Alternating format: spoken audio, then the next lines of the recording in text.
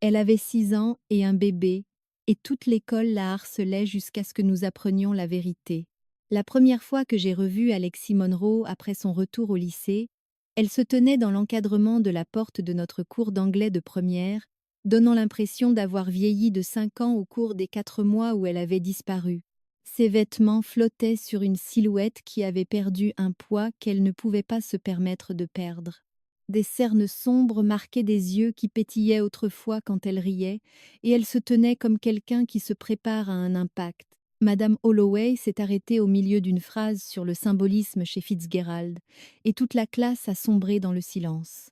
28 paires d'yeux se sont tournés pour fixer la fille qui avait disparu en septembre et qui revenait maintenant en janvier avec une réputation qui l'avait précédée de plusieurs semaines. Quelqu'un au dernier rang a toussé le mot qui circulait dans les couloirs de Riverside High depuis des jours: maman. La pièce a éclaté dans un rire à peine étouffé, et j'ai vu le visage d'Alexis devenir rouge vif, alors qu'elle trouvait un bureau vide dans le coin arrière et s'asseyait sans établir de contact visuel avec qui que ce soit. Je connaissais Alexis depuis le collège, pas très bien, mais assez pour lui faire un signe de tête dans les couloirs et être occasionnellement son partenaire pour des projets de groupe. Elle avait été populaire de la manière dont les gens véritablement gentils le sont souvent, pas à cause de la popularité manufacturée de la foule portée sur le drame, mais grâce à cette sympathie facile qui venait du fait qu'elle se souciait réellement des gens. Elle aidait les élèves en difficulté, organisait des collectes de fonds pour le refuge pour animaux et avait toujours des tampons dans son sac à dos pour les filles qui en avaient besoin. Avant sa disparition, je l'aurais décrite comme quelqu'un qui rendait le monde un peu meilleur par sa simple présence. Maintenant, elle restait prostrée, essayant de devenir invisible alors que les murmures et les écrans de téléphone mal cachés suivaient chacun de ses mouvements. À l'heure du déjeuner, quelqu'un avait déjà créé un sondage sur Instagram demandant si elle garderait le bébé ou si elle le donnerait à l'adoption. À la fin de la journée, quelqu'un d'autre avait photoshopé son visage sur des mèmes d'annonces de grossesse et les faisait circuler dans le groupe de discussion des élèves de première. Je n'ai pas participé à la cruauté, mais je ne l'ai pas arrêtée non plus. Je me disais que ce n'était pas mes affaires, que m'impliquer ne ferait que faire de moi une cible, et qu'Alexis avait probablement des amis qui la soutenaient en privé. Mais je l'ai vue déjeuner seule à la bibliothèque pendant cette première semaine de retour. J'ai vu des groupes de filles qui étaient autrefois ses amies se détourner quand elle s'approchait. J'ai entendu des gars faire des commentaires vulgaires sur son corps lorsqu'elle passait dans les couloirs. L'isolement était méthodique et complet. Ses comptes sur les réseaux sociaux avaient été désactivés. J'avais vérifié parce que j'étais curieux de savoir ce qui s'était passé pendant ces mois d'absence, et l'absence de sa propre voix permettait aux rumeurs de fleurir sans contrôle. Certains disaient que le père était son ex-petit ami Trevor, diplômé l'année dernière.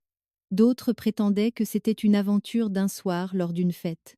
Les rumeurs les plus vicieuses suggéraient qu'elle était tombée enceinte délibérément pour piéger un gars et que maintenant il l'avait légitimement abandonnée pour faire face aux conséquences seule. Ce qui m'a le plus frappé, ce n'était pas la cruauté elle-même, le lycée a toujours été brutal pour quiconque s'écarte des normes tacites, mais la façon dont les professeurs y participaient par leur silence et leurs regards appuyés. Madame Holloway avait déplacé Alexis à ce bureau dans le coin du fond pour qu'elle soit plus à l'aise, ce qui signifiait en réalité pour qu'elle ne perturbe pas la classe par sa présence. L'entraîneur Hendrix lui avait dit qu'elle ne pouvait plus suivre les cours de sport pour des raisons de santé, alors qu'Alexis semblait parfaitement capable d'activité physique. Vance, en biologie, avait fait une remarque pointue pendant l'unité sur la reproduction à propos des élèves qui auraient dû être attentifs à cette section avant de faire des erreurs qui changent une vie, et toute la classe s'était tournée vers Alexis alors qu'elle gardait les yeux fixés sur son manuel. Les adultes censés protéger les élèves du harcèlement montraient au contraire l'exemple, signifiant que le harcèlement était acceptable lorsqu'il visait quelqu'un qui avait commis le bon type d'erreur, celle qui confirmait leur propre supériorité morale. Je ne me serais être jamais impliquée s'il ne s'était pas passé ce qui s'est produit 3 semaines après le retour d'Alexis. Je traversais le parking après les cours quand j'ai entendu des cris près des terrains de sport. Un groupe de 6 ou 7 gars de l'équipe de football avait encerclé Alexis près des cours de tennis, et l'un d'eux, Brian Coulter, Le quarterback, qui pensait que son bras faisait de lui un cadeau de Dieu pour l'humanité, la filmait avec son téléphone tout en posant des questions de plus en plus graphiques sur sa vie sexuelle. Les autres gars riaient, criaient des suggestions de questions, créant un mur qui l'empêchait de partir. Alexis se tenait au centre de ce cercle, des larmes coulant sur son visage, trop effrayé ou trop brisé pour les bousculer. Je ne sais pas ce qui m'a poussé à y aller. Un mélange de dégoût face à leur comportement et le souvenir d'Alexis m'aidant avec mes devoirs d'algèbre en 4e quand je galérais. J'ai forcé le passage à travers leur cercle et je me suis tenue à côté d'elle, disant à Brian de reculer. Brian a tourné son téléphone vers moi, avec un sourire narquois. « Tiens, regarde qui a un complexe de chevalier blanc. Tu essaies d'être le papa numéro 2, Nathan ?»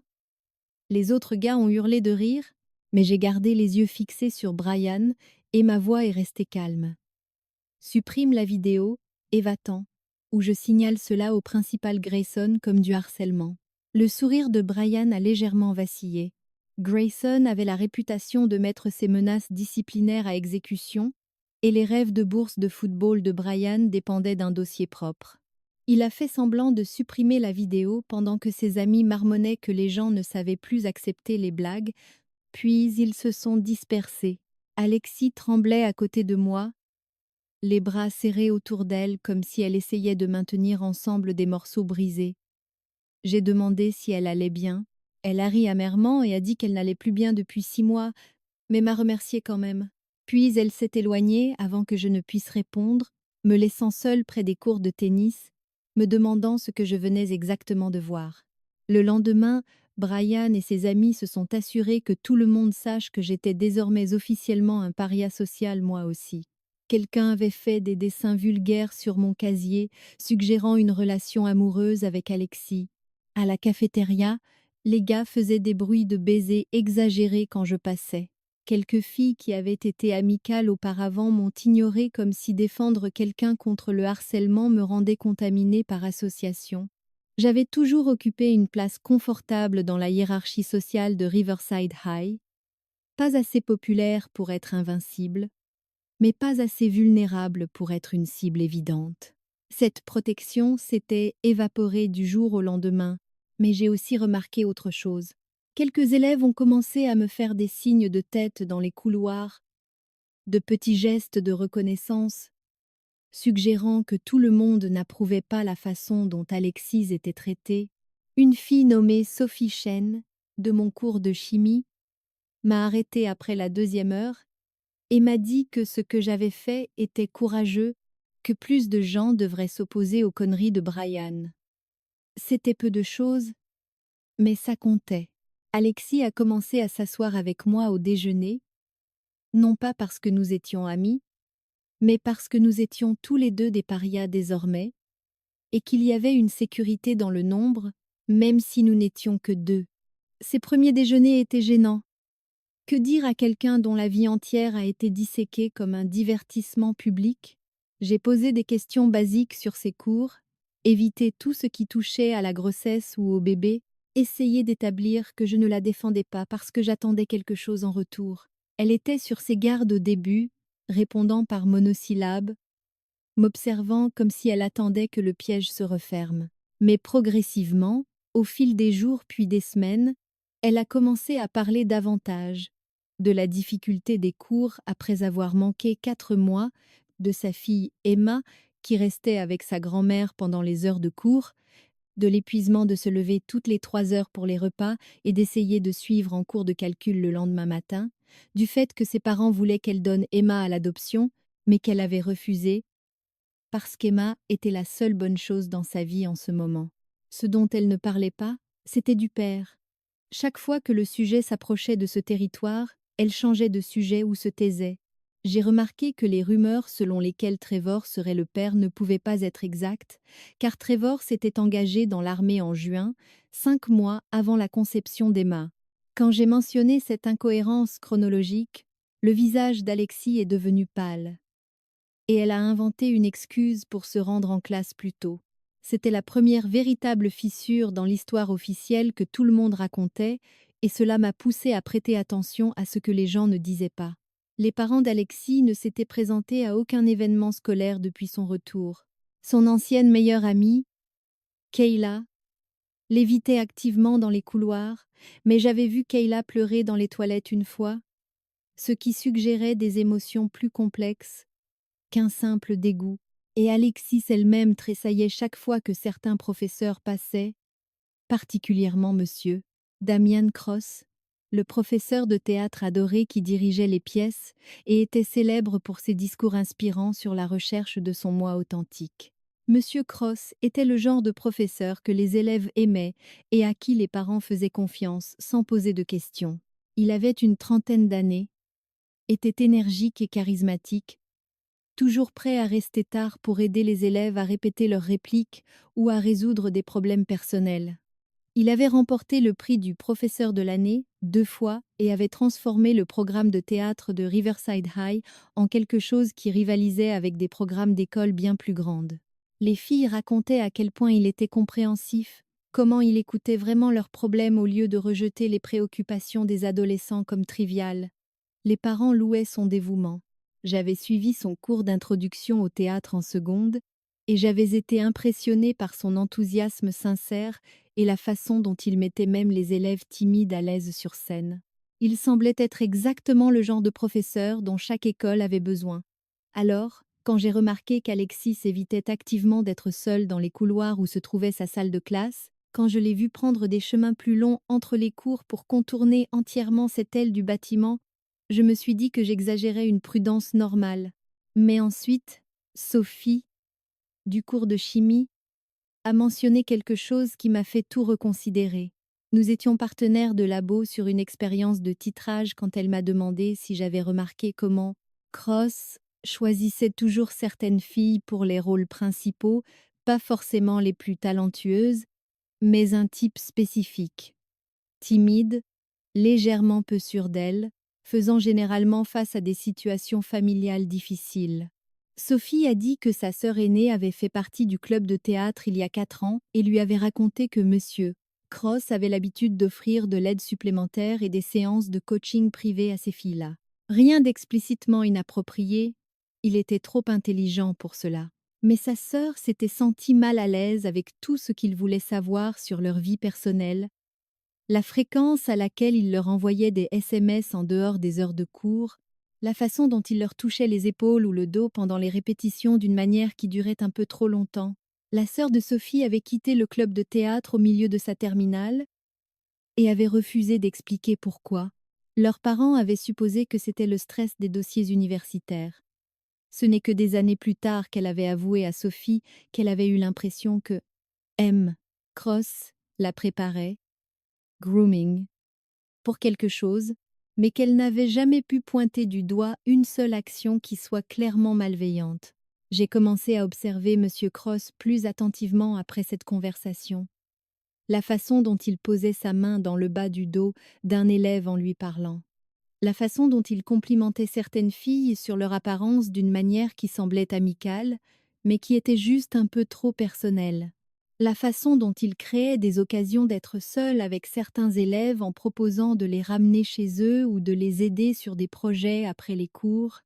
Et j'ai remarqué comment Alexis a physiquement reculé la seule fois où il a essayé de lui parler dans le couloir. Comment elle a presque couru pour s'éloigner de lui, la panique inscrite sur son visage. Les pièces du puzzle s'assemblaient pour former une image que je ne voulais pas voir.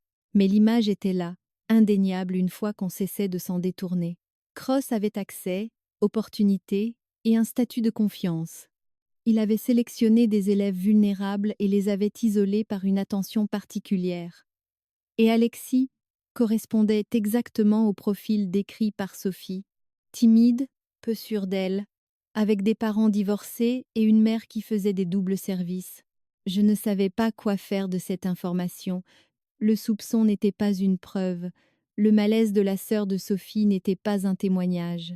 Le comportement d'évitement d'Alexis pouvait s'expliquer par le fait que la grossesse la rendait gênée devant n'importe quel professeur.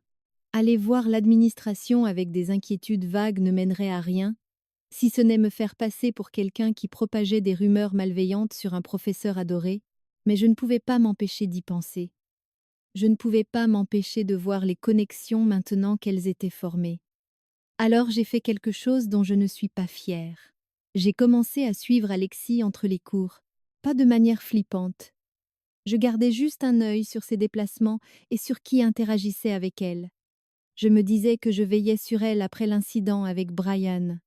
En réalité, je cherchais des preuves pour confirmer ou infirmer mes soupçons grandissants sur Monsieur Cross. Ce que j'ai vu a tout confirmé. Alexis faisait tout pour éviter l'aile du théâtre. Quand les circonstances la forçaient à passer devant la classe de messieurs Vess Cross, elle attendait de le voir occupé avec d'autres élèves avant de se presser de passer.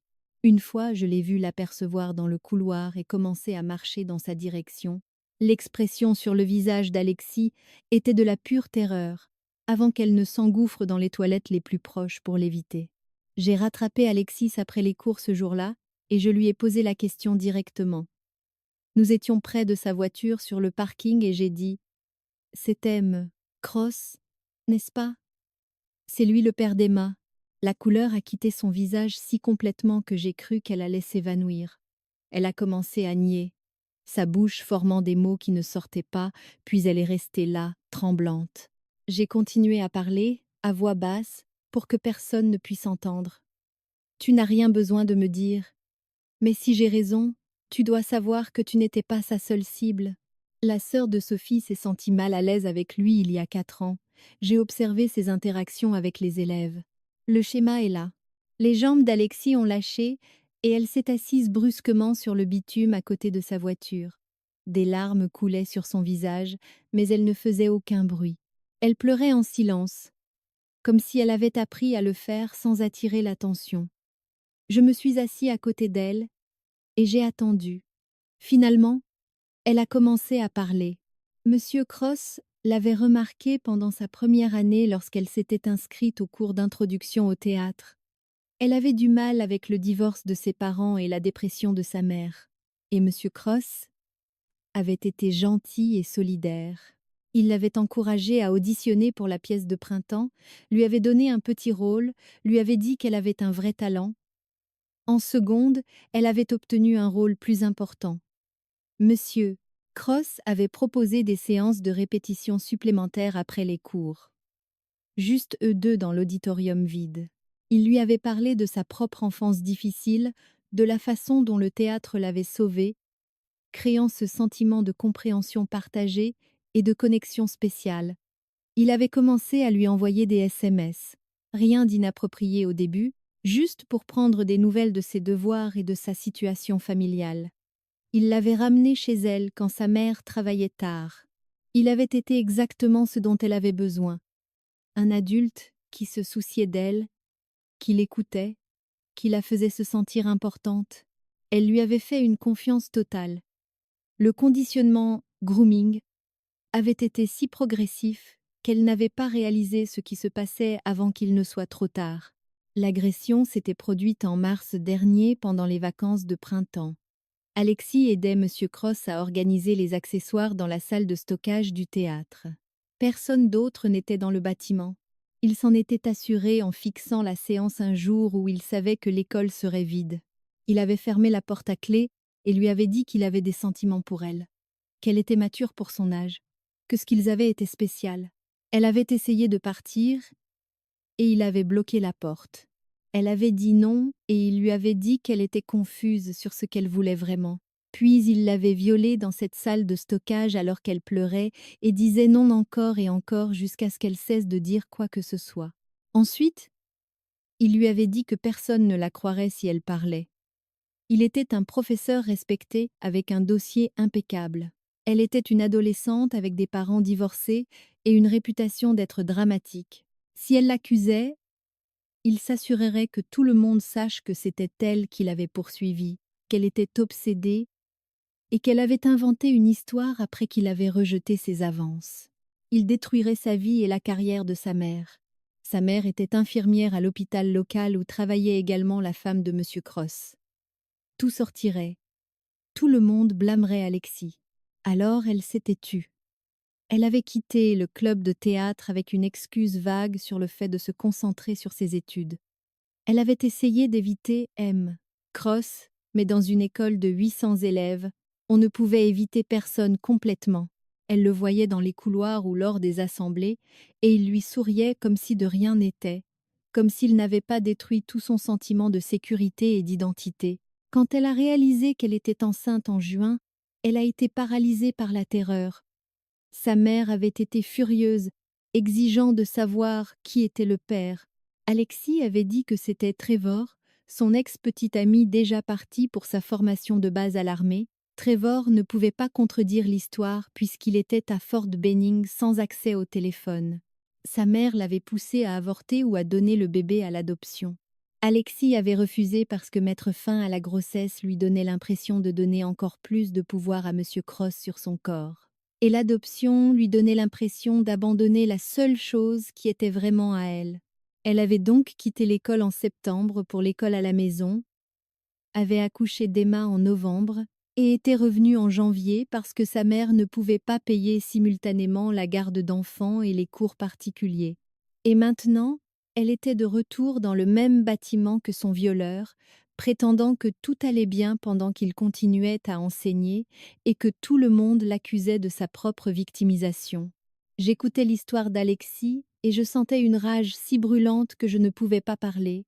Ce n'était pas une situation compliquée avec un consentement ambigu.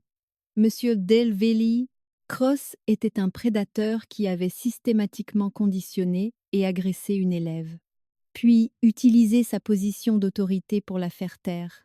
Et Riverside High lui avait donné tout ce dont il avait besoin pour opérer, un accès non supervisé aux élèves, la confiance de la communauté, et une culture qui blâmait automatiquement les filles pour toute situation sexuelle rendue publique. Les adultes responsables avaient échoué de manière si catastrophique qu'Alexis s'était torturé quotidiennement pour avoir été violée alors que son violeur dirigeait la comédie musicale de printemps et recevait des dons de parents pour le matériel de théâtre. J'ai demandé à Alexis pourquoi elle n'avait pas dénoncé après la naissance d'Emma, alors qu'elle avait une preuve physique de son crime. Elle a ri amèrement et a dit que la preuve d'une grossesse n'était pas une preuve de viol. Cross prétendrait que c'était consensuel, qu'elle l'avait poursuivi, qu'il avait fait une erreur, mais qu'elle avait été l'instigatrice. Qui les gens croiraient-ils? Le professeur respecté ou la mère adolescente déjà étiquetée par tout le lycée? Je comprenais sa peur, mais je savais aussi que rester silencieux signifiait que M. Cross continuerait à faire du mal à des élèves. La sœur de Sophie avait été ciblée il y a 4 ans. Alexis avait été agressée l'année dernière. Combien d'autres entre-temps? Combien depuis? J'ai dit à Alexis qu'elle n'était pas responsable de ses futures victimes, mais que nous avions le pouvoir de l'arrêter si elle était prête à se battre. Elle a demandé ce que le combat accomplirait à part empirer les choses. J'ai répondu que je n'en savais rien, mais que ne rien faire garantissait qu'il ferait du mal à quelqu'un d'autre. Nous sommes restés sur ce parking jusqu'au coucher du soleil, discutant d'options qui semblaient toutes insuffisantes ou impossibles. Finalement, Alexis a dit qu'elle y réfléchirait, mais elle m'a fait promettre de ne dire à personne ce qu'elle m'avait confié, pas à Sophie, pas aux administrateurs, à personne.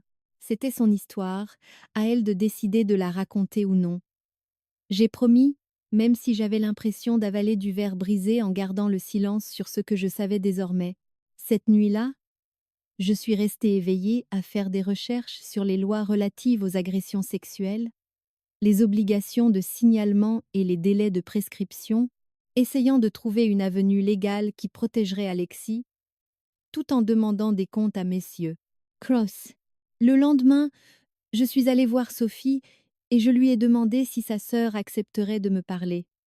Sophie a été immédiatement méfiante, demandant pourquoi je voulais la contacter. Je ne pouvais pas lui dire la vérité sans trahir ma promesse à Alexis. J'ai donc dit que j'étais inquiet de certains schémas que j'avais remarqués chez Monsieur Cross et que je voulais savoir si mes inquiétudes étaient fondées. Sophie m'a observé un long moment, puis m'a noté le numéro de sa sœur. Elle a dit que Maya était à l'université maintenant, qu'elle étudiait la psychologie et qu'elle avait dit récemment à Sophie qu'elle regrettait de ne pas avoir parlé quand elle s'était sentie mal à l'aise avec Monsieur Cross. Peut-être serait-elle prête à parler maintenant?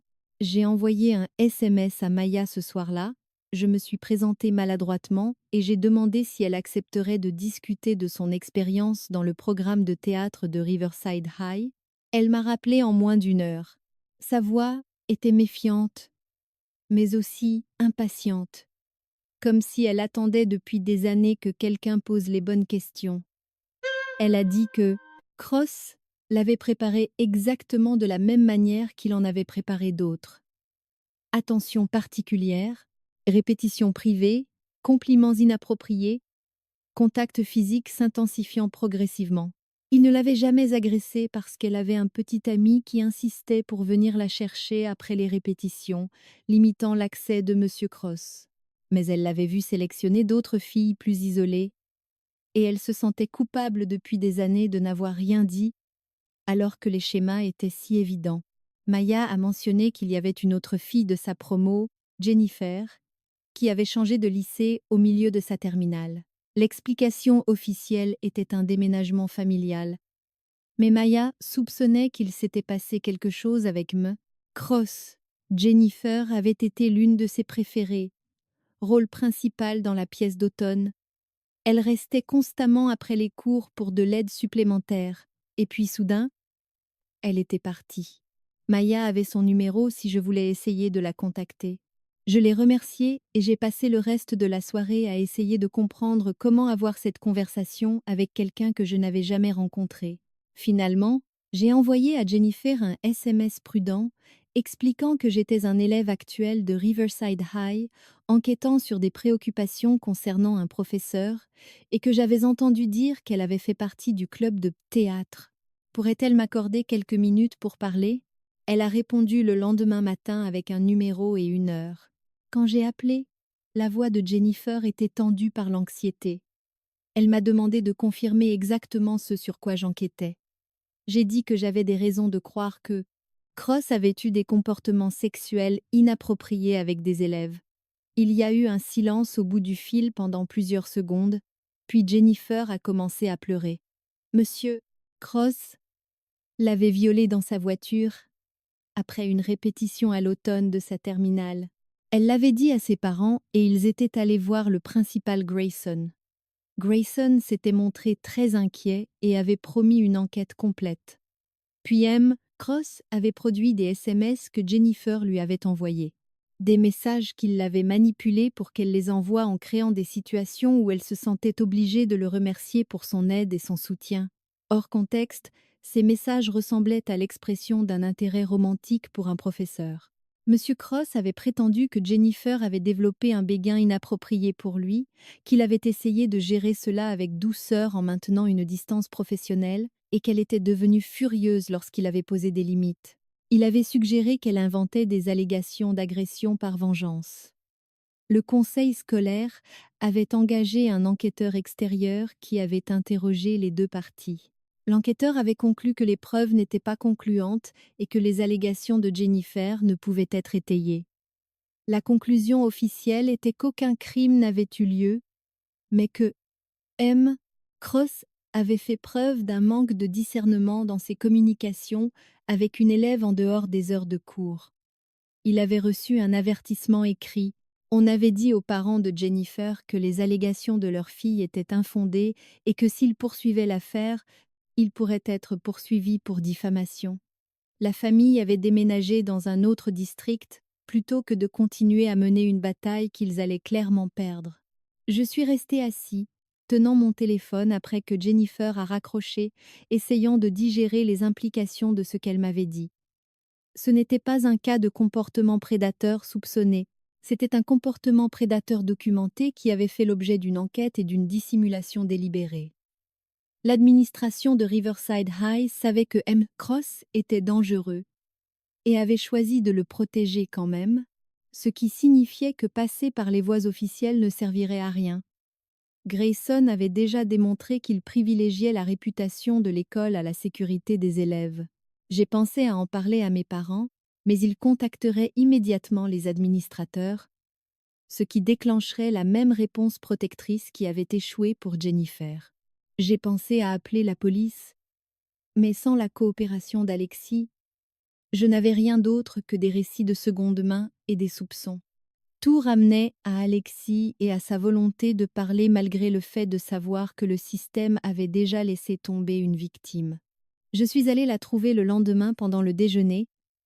Elle était à la bibliothèque, faisant ses devoirs de calcul tout en mangeant un sandwich. Je me suis assis en face d'elle et j'ai dit que nous devions parler. Puis je lui ai tout raconté.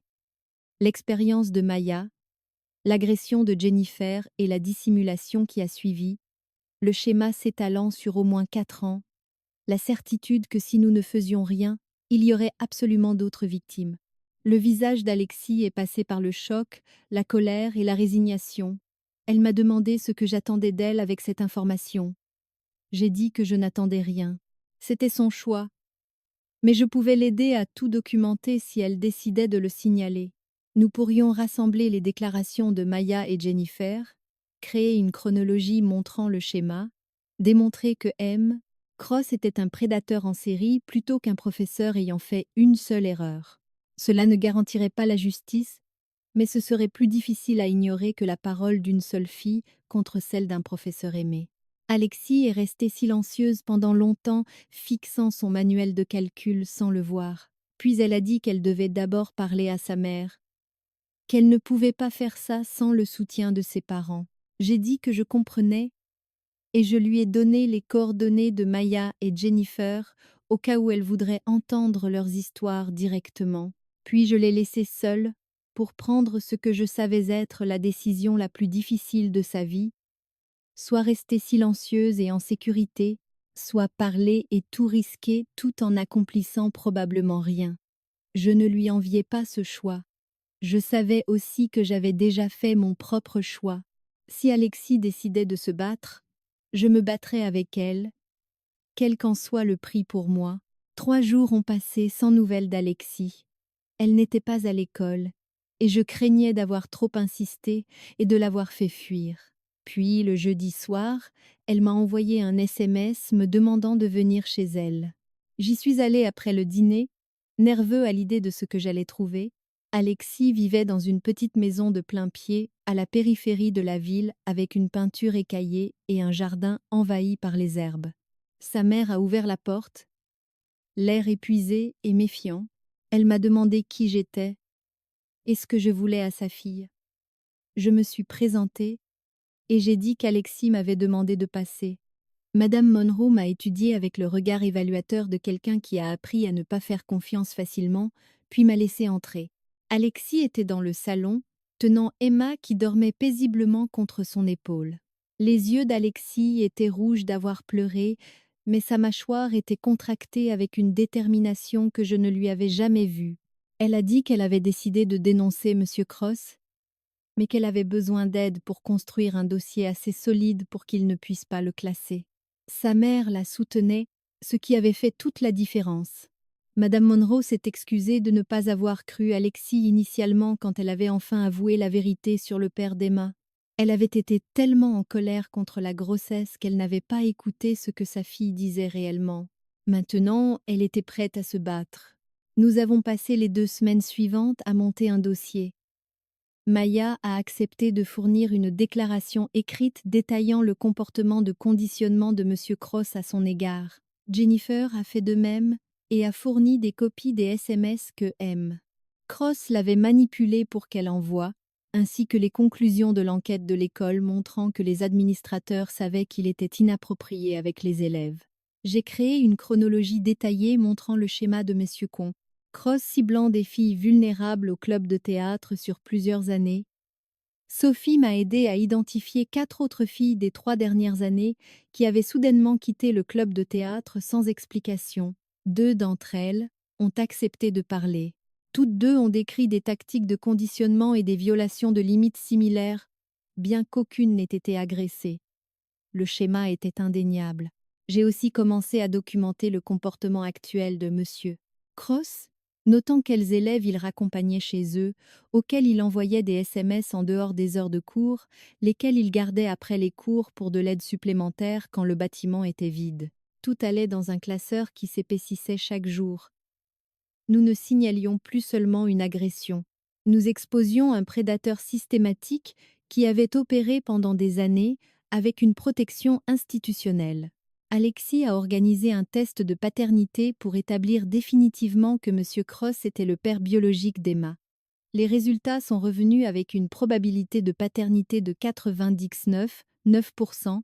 Ce seul morceau de papier a transformé l'histoire d'Alexis d'une accusation improuvable en un fait documenté. M. Cross avait engrossé une élève sur laquelle il avait autorité. Même s'il prétendait que c'était consensuel, ce qui était une impossibilité légale étant donné leur différence de pouvoir et l'âge de la victime au moment des faits, il s'agissait toujours d'un viol sur mineur et d'un abus de position. Avec cette preuve en main, Madame Monroe a contacté une avocate spécialisée dans les cas d'agression sexuelle. L'avocate a examiné tout ce que nous avions compilé et a dit que nous avions une base solide. Elle a recommandé de signaler l'affaire à la fois au conseil scolaire et à la police simultanément, afin que les administrateurs ne puissent pas l'enterrer comme ils l'avaient fait avec le cas de Jennifer. Un lundi matin de fin mars, presque exactement 1 an après que M. Cross avait agressé Alexis, nous sommes entrés dans le bureau du principal Grayson avec l'avocate, le classeur de preuves et les résultats du test de paternité. Le visage de Grayson est passé de l'agacement d'être interrompu à l'alarme alors que l'avocate expliquait la raison de notre présence. L'avocate a exposé l'affaire méthodiquement. Un professeur avait agressé sexuellement une élève dans l'enceinte de l'école, l'avait engrossée, puis avait continué à enseigner pendant que la victime était blâmée et ostracisée par la communauté scolaire. Le test de paternité prouvait que M. Cross était le père d'Emma. De multiples témoins documentaient un schéma de conditionnement et de comportement inapproprié s'étendant sur des années.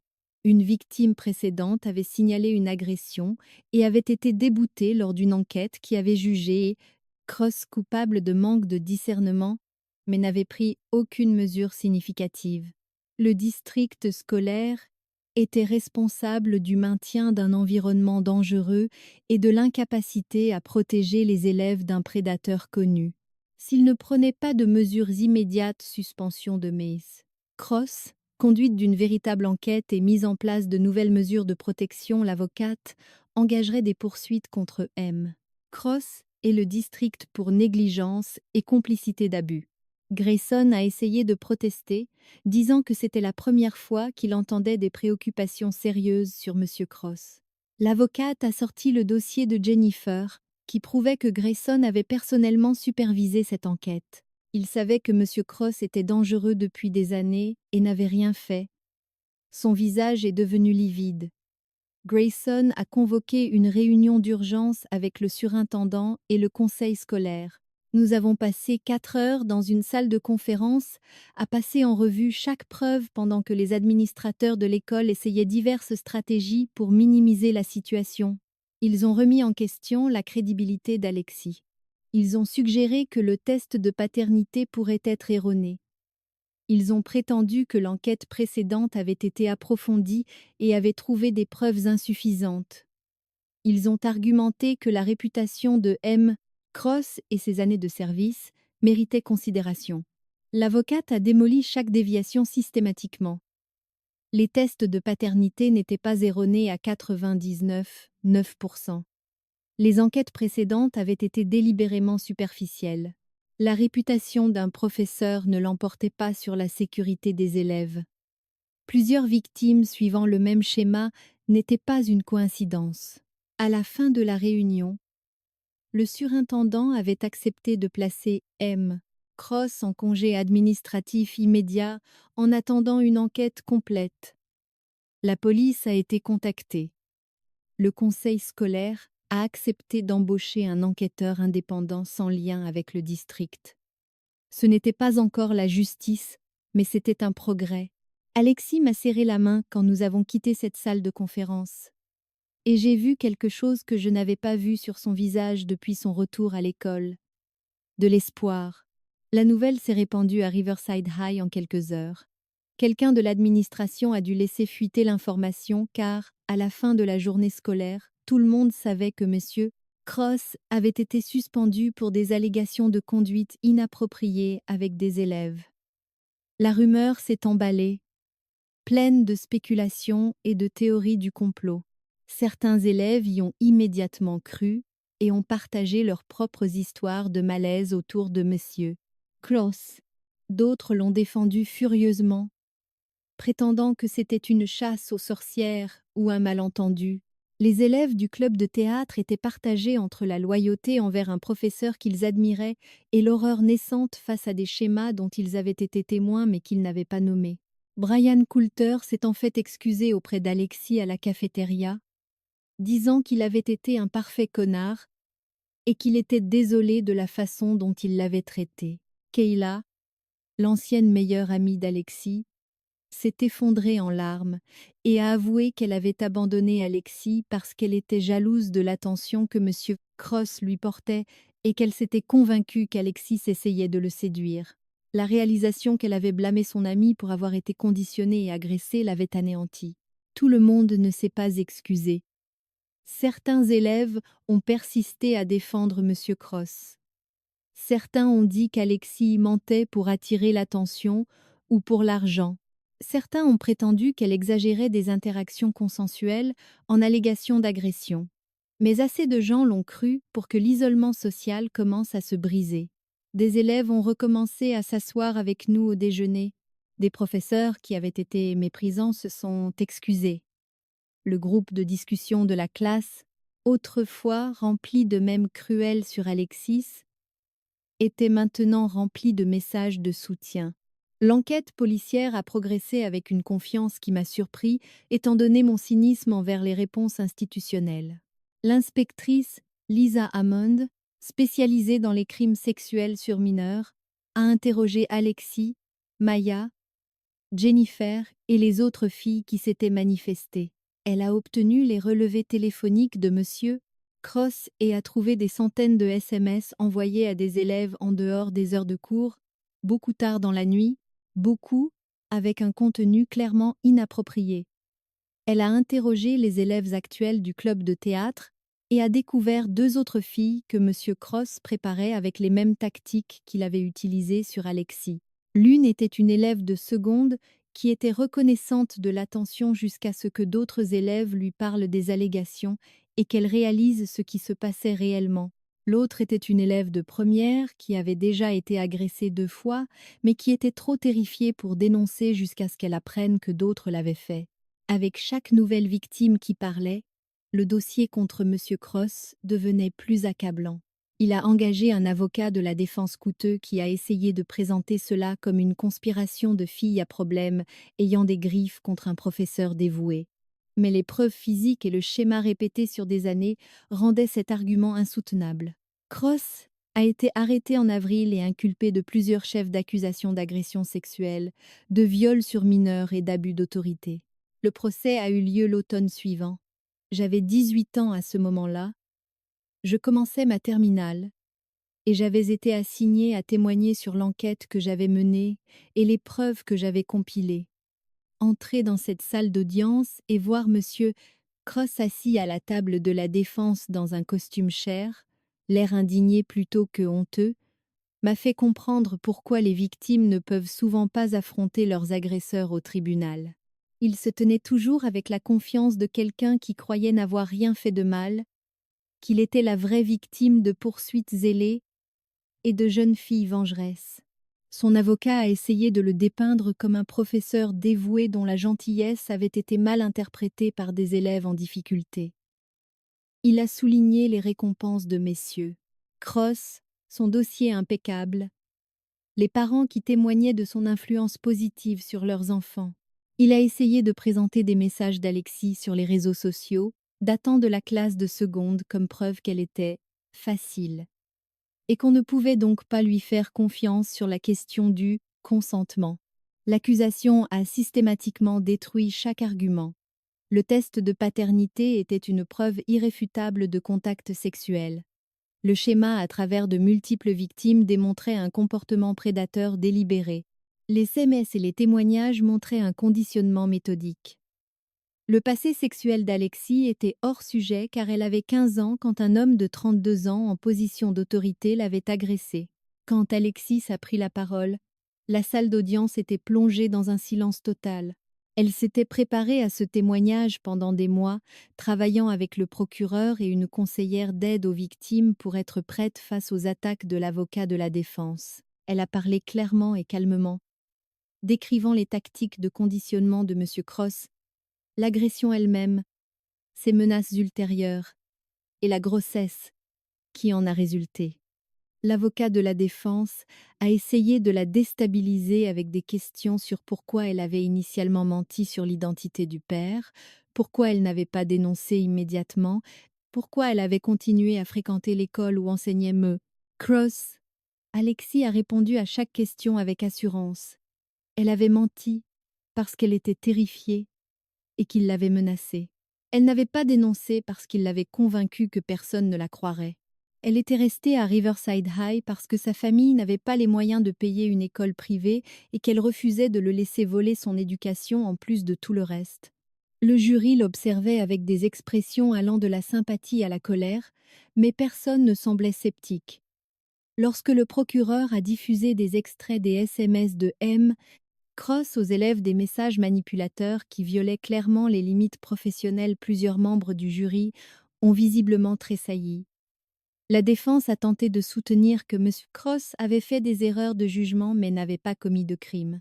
Ils ont suggéré des différences culturelles dans la manière dont certaines personnes expriment leur affection. Ils ont tout essayé, sauf admettre ce que les preuves rendaient indéniable. Leur client était un prédateur qui violait des élèves depuis des années. Le procès a duré 3 semaines. Le jury a délibéré pendant 6 heures. Ils ont déclaré M. Cross coupable de tous les chefs d'accusation. À la lecture du verdict, Alexis a commencé à pleurer en silence. Pas de soulagement, le traumatisme ne disparaît pas avec un verdict de culpabilité, mais à cause de la validation d'être enfin crue. Emma était assise sur les genoux de Madame Monroe dans la galerie, trop jeune pour comprendre mais assez grande pour ressentir l'émotion de sa mère. J'ai observé le visage de M. Cross lors de l'annonce de sa culpabilité, et il semblait sincèrement confus, comme s'il ne comprenait toujours pas pourquoi on pensait qu'il avait fait quelque chose de mal. La sentence a été prononcée 2 mois plus tard. Le procureur a demandé la peine maximale, 20 ans de prison sans possibilité de libération conditionnelle. La défense a plaidé pour la clémence, affirmant que M. Cross avait déjà perdu sa carrière et sa réputation. Plusieurs victimes ont fait des déclarations sur l'impact des crimes. Alexis a parlé d'avoir eu 16 ans et d'être enceinte du professeur en qui elle avait confiance, de l'isolement social et de la cruauté qu'elle avait endurée, d'élever Emma seule pendant que son violeur continuait à enseigner à d'autres élèves. Jennifer a parlé d'avoir abandonné l'université en première année parce que le traumatisme rendait toute vie normale impossible, de ses années de thérapie pour essayer de reconstruire son sentiment de sécurité. Maya a parlé de la culpabilité qu'elle portait encore pour ne pas avoir parlé quand les schémas étaient évidents. Le juge a tout écouté puis a condamné M. Cross à 18 ans de prison, pas le maximum, mais une peine substantielle. Il aurait la cinquantaine à sa sortie. Sa carrière d'enseignant était définitivement détruite, sa réputation ruinée. Ce n'était pas la justice, rien ne pouvait défaire ce qu'il avait fait, mais c'était la responsabilité. Emma aurait 18 ans à sa sortie, assez grande pour savoir que son père biologique était en prison pour avoir violé sa mère, assez grande pour comprendre exactement qui il était. Le district a conclu des accords à l'amiable avec Alexis, Jennifer et 3 autres victimes pour des montants non divulgués. Le principal Grayson a été contraint de démissionner. Le conseil scolaire a mis en place de nouvelles politiques sur la communication professeur-élève, une formation obligatoire au signalement et des enquêtes indépendantes sur les allégations d'abus. Riverside High a embauché un conseiller à plein temps spécialisé dans les traumatismes liés aux agressions sexuelles. Aucun de ces changements n'a ramené les années perdues par les victimes, ni réparé les dégâts causés. Mais il signifiait que les futurs élèves seraient être plus en sécurité. Le changement culturel à l'école a été plus lent mais réel. Les professeurs sont devenus plus conscients des limites inappropriées. Les élèves ont commencé à remettre en question le culte des adultes charismatiques. Le programme de théâtre a lutté pendant 1 an avec des directeurs intérimaires avant d'embaucher quelqu'un qui donnait la priorité à la sécurité parallèlement à l'excellence artistique. Alexis a obtenu son diplôme à temps malgré tout, a traversé la Seine avec les honneurs et a été acceptée dans plusieurs universités avec des bourses complètes. Elle a décidé de prendre une année sabbatique pour travailler, économiser de l'argent et passer du temps avec Emma avant de commencer ses études. Aux dernières nouvelles, elle prévoyait d'étudier le travail social, voulant aider d'autres survivantes à naviguer dans les systèmes qui avaient failli la trahir. Quant à moi, j'ai appris que le courage n'est pas toujours spectaculaire. Parfois, c'est juste s'asseoir avec quelqu'un pendant qu'il pleure. Parfois, c'est passer des coups de fil à des inconnus et poser des questions difficiles. Parfois, c'est être présent quand il serait plus facile de détourner le regard. J'ai aussi appris que la justice est fragile et imparfaite, dépendante des victimes prêtes à témoigner malgré le fait de savoir que le système protège généralement les prédateurs. Cette enquête a fonctionné parce qu'Alexis a été assez courageuse pour se battre, parce que Jennifer avait tout documenté, parce que Maya a continué à parler quand personne n'écoutait. Cela a fonctionné parce que nous avons construit un dossier si accablant que même les administrateurs qui voulaient protéger M. Cross ne pouvaient pas l'ignorer. Plus importante encore, j'ai appris que les élèves que tout le monde rejette comme des menteurs ou des fauteurs de troubles sont souvent juste des victimes sans pouvoir et sans protection. Alexis avait 6 ans avec un bébé, et tout le monde a supposé le pire sur son caractère, tout en célébrant le professeur qui l'avait violée. La cruauté qu'elle a endurée disait tout sur notre volonté de blâmer les victimes et rien sur qui elle était réellement. Elle était la personne la plus forte que j'ai jamais connue, élevant Emma avec un amour féroce tout en menant une bataille qu'elle n'aurait jamais dû avoir à mener. 3 ans plus tard, Emma est une enfant joyeuse qui ne sait pas encore ce que sa mère a survécu pour lui donner une vie sûre. Peut-être qu'un jour Alexis lui racontera, ou peut-être qu'Emma grandira simplement en sachant que sa mère est quelqu'un qui n'abandonne pas quand les choses deviennent impossibles. Quoi qu'il en soit, elle finira par connaître la vérité, que son père est un monstre, que sa mère est une héroïne, et que parfois toute une école doit apprendre à la dure que ses suppositions sur qui mérite la compassion sont catastrophiquement fausses. Merci d'avoir regardé jusqu'au bout. Assurez-vous de vous abonner et de liker pour ne pas manquer la prochaine histoire.